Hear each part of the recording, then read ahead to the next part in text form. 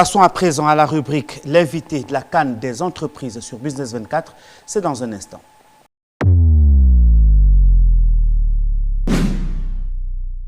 Mon invité ce jour est M. Stéphane Akangui, directeur exécutif de la Confédération Générale des Entreprises de Côte d'Ivoire, CGC. Bonsoir, M. le directeur. Bonjour, M. Pierre Tébé. C'est un plaisir de vous avoir sur notre plateau. Plaisir partagé. Monsieur le directeur exécutif, à l'entame de cet entretien, présentez-nous la Confédération Générale des Entreprises, la CGC. Alors, je vais vous dire un peu qui nous sommes, qui sont nos membres et ce que nous faisons en quelques minutes. Alors, nous sommes une association, comme son nom l'indique, dont l'objectif premier est de défendre les intérêts de ses membres. Une fois que j'ai dit ça, vous vous dites quels sont nos membres. Bien sûr. Donc, comme vous l'entendez, dans CGC, le C, c'est confédération. Une confédération est une association qui regroupe elle-même des associations. Donc, nos membres, j'allais dire les plus importants, notre essence, c'est d'être une confédération, donc de regrouper les associations de différents secteurs d'activité. Nous en comptons 28, les banquiers, l'association professionnelle des banquiers, l'association des assureurs, l'association qui regroupe les entreprises du BTP. On a pas mal d'associations qui regroupent les entreprises du secteur agricole, que ce soit l'OCAB ou l'OBAMSI pour les fruits, le GNI ou le GPEX pour le café cacao, l'UNEMAF pour l'agriculture de manière générale. Nous avons une association comme l'UGC qui représente les multinationales et comme nous sommes un patronat, j'allais dire unique, nous avons aussi des associations, j'allais dire qui défendent les intérêts des entreprises à capitaux étrangers, un peu plus étrangers. Nous avons la Chambre de commerce française, nous avons la Chambre de commerce libanaise. Donc dans l'ensemble, tout secteur d'activité, nous avons ces 28 associations-là qui sont membres de la CGC. À côté de cela, nous autorisons à ce que des entreprises de manière individuelle adhèrent à la CGC. Elles peuvent être membres d'une association et décider d'adhérer à la CGC pour contribuer à l'action patronale, ou alors elles peuvent le faire parce que justement elles estiment qu'il n'y a pas d'association en même de défendre leurs intérêts. Donc nous avons à peu près 200 entreprises comme ça qui adhèrent. Chez nous on les appelle les adhérents directs. Donc au total ça fait à peu près 3500 entreprises, la moitié des emplois formels de Côte d'Ivoire, à peu près 500 000 emplois. Et je pense que ce qui fait un peu notre fierté, ou en tout cas notre force, c'est que ces entreprises-là contribuent à plus de 80% aux recettes fiscales de l'État. Donc voilà pourquoi, quand on parle de la CGC, on dit le patronat ivoirien. Et qu'est-ce que ce patronat fait? La première chose, c'est qu'il défend les intérêts de ses membres, notamment vis-à-vis de l'État de Côte d'Ivoire, pour que pour que l'environnement des affaires s'améliore, fiscalité, il dialogue aussi bien sûr avec les syndicats et les partenaires techniques et financiers. Et je dirais la seconde chose que nous faisons, qui n'est pas forcément fréquente dans des associations comme les nôtres, c'est plus la promotion, en tout cas des services aux entreprises pour que ces entreprises-là voient leur business se développer. Donc dans ce cadre-là, vous nous entendez souvent parler de la promotion des champions nationaux, renforcement des capacités, accompagnement des entreprises à l'international. Donc voilà, je m'arrêterai là pour présenter l'organisation que j'ai la chance de diriger depuis 5 ans. Monsieur le directeur exécutif, la Côte d'Ivoire abrite depuis le 13 janvier la 34e édition de la Coupe d'Afrique des Nations de football CAN 2023. Comment accueillez-vous cela au niveau de la CGC? Alors d'abord, en tant qu'individu, je l'accueille comme un supporter. Un supporter dont vraiment le désir le plus ardent, c'est l'équipe qu'il supporte arrive au bout. Donc en accueillant la 34e édition de la CAN, mon souhait c'est que la Côte d'Ivoire aille au bout. Et au bout, c'est de remporter la victoire. D'accord. Voilà. Après, en tant que CGC, ou j'allais dire en tant qu'opérateur économique, même si moi je n'en suis pas un, je suis au service des opérateurs économiques. Vous savez, les opérateurs, ce qu'ils regardent dans l'environnement, ils recherchent des opportunités et puis ils regardent les risques ou les menaces. Donc la CAN n'échappe pas à cette dualité-là. Il y a des opportunités, notamment des opportunités de faire des affaires. Il y en a avant, il y en a pendant la CAN, essentiellement. Après, c'est autre chose. Donc avant, nous avons vraiment essayé avec le COCAN, de faire en sorte que les entreprises profitent un peu, soient impliquées dans les marchés, Voilà. Et puis bon, ça a plus ou moins bien réussi. Pendant, nous avons des entreprises qui sont sponsors. Nous avons des entreprises qui cherchent à augmenter leur business, les restaurateurs, les hôtels, les transporteurs. Et puis, voilà comment nous voyons, nous accueillons la CAN en tant qu'opérateur économique. Maintenant, j'allais dire, en tant que menace, j'allais dire, il n'y en a pas beaucoup. Il y en a deux particulièrement qui nous ont un peu préoccupés.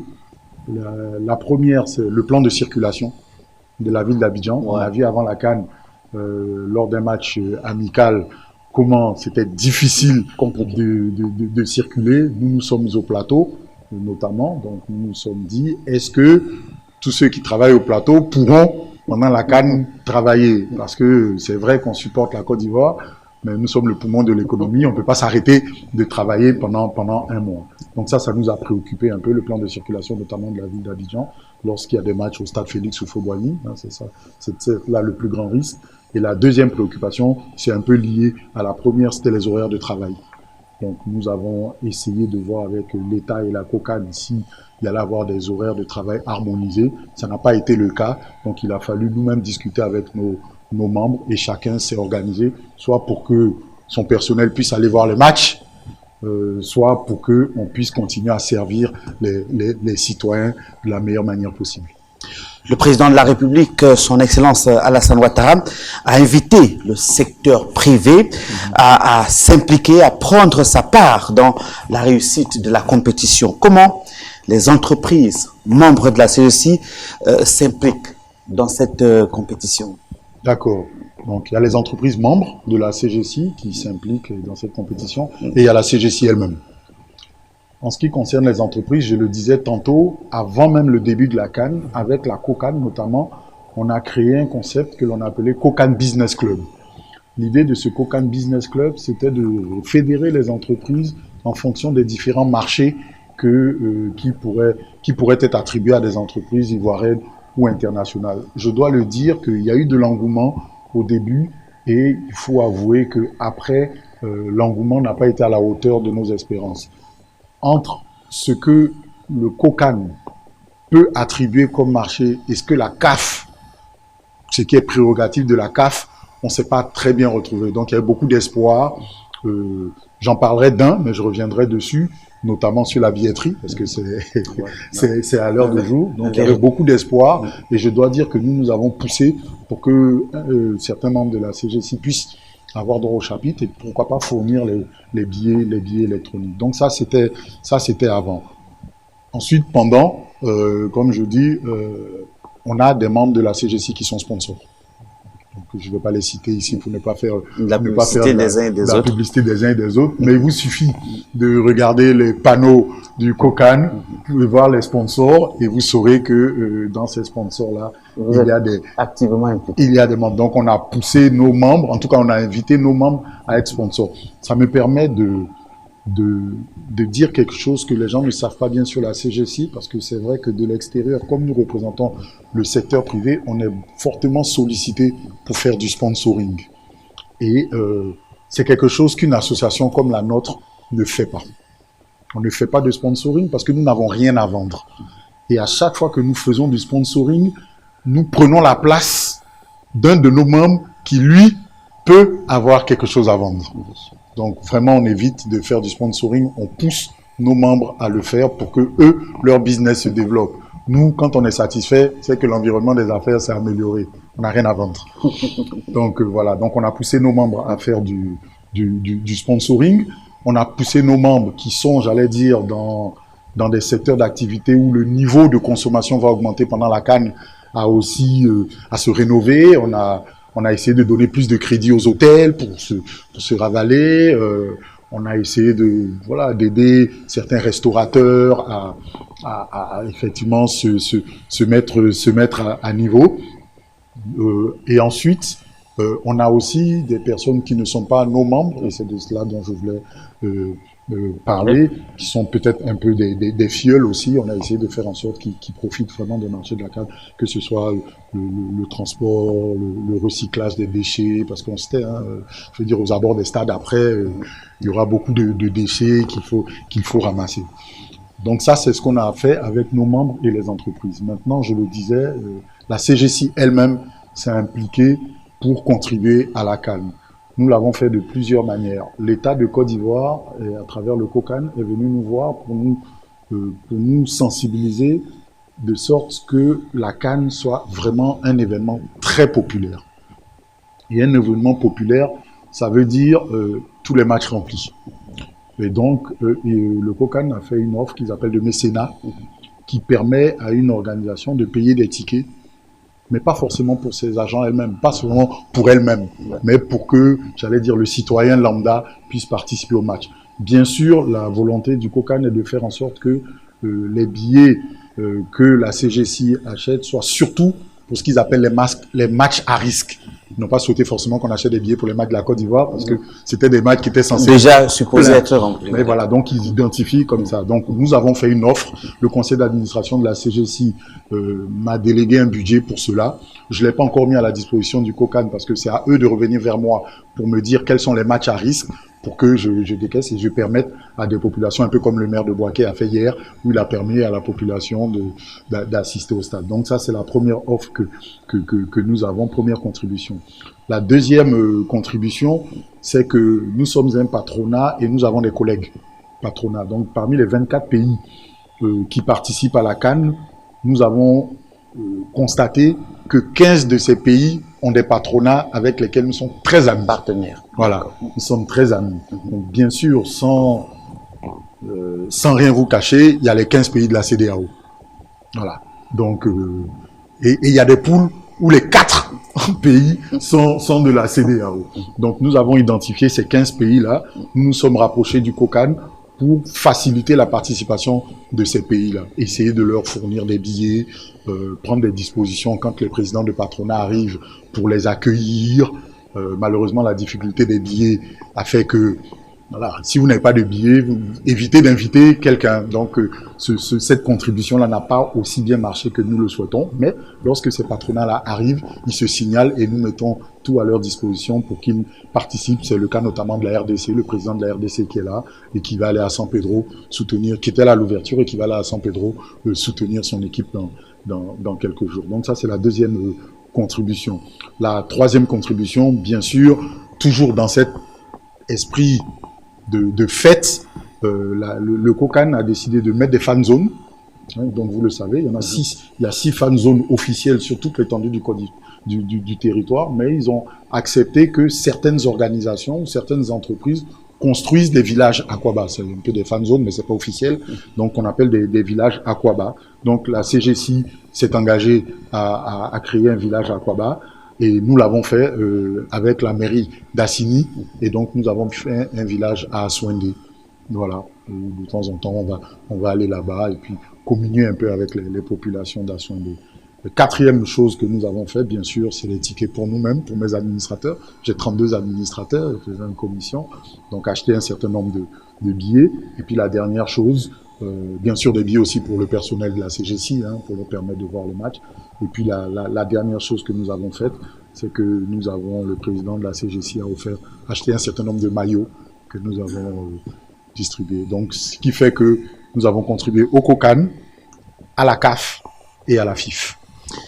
Et vous contribuez également à ce que cette émission puisse bien marcher. D'ailleurs, en partenariat avec la Confédération Générale des Entreprises de Côte d'Ivoire, CGC Business 24 a créé un plateau spécial dénommé CAN des entreprises. Cette tribune, dites-nous, est-elle la bienvenue? Je vous encourage et il y a des sujets, et je le redis, et je vais le redire encore une fois, la billetterie en est une. Vous savez, voilà, comme ça, il y a un lien direct entre le sport et voilà. Et comme vous êtes des journalistes, de temps en temps, il faut prendre des thèmes aussi un peu, j'allais dire, faut provoquer un peu des thèmes provocateurs là où ça n'a pas bien marché. Voilà, on fait une édition autour de la billetterie et moi je m'engage à vous faire venir quelqu'un qui est dans le domaine de la billetterie et qui pourra vous parler. Moi j'étais au Brésil dernièrement Et justement, j'ai rencontré là-bas une structure qui aimerait bien s'implanter en Afrique, qui aime bien se développer en Afrique,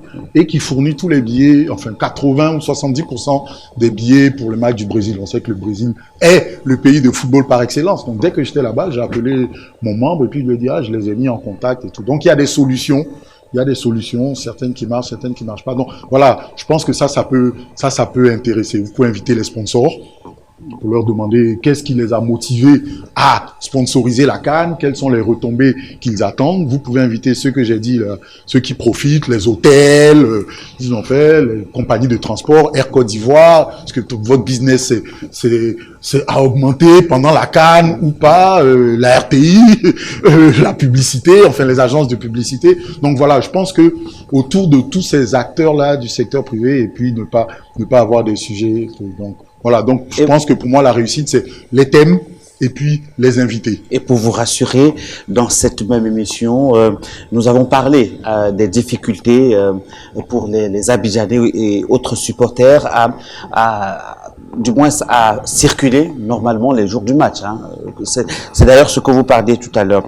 Justement, pour terminer, monsieur le directeur exécutif, peut-être un dernier message à l'endroit de toutes les entreprises membres qui souhaiteraient communiquer sur Business 24.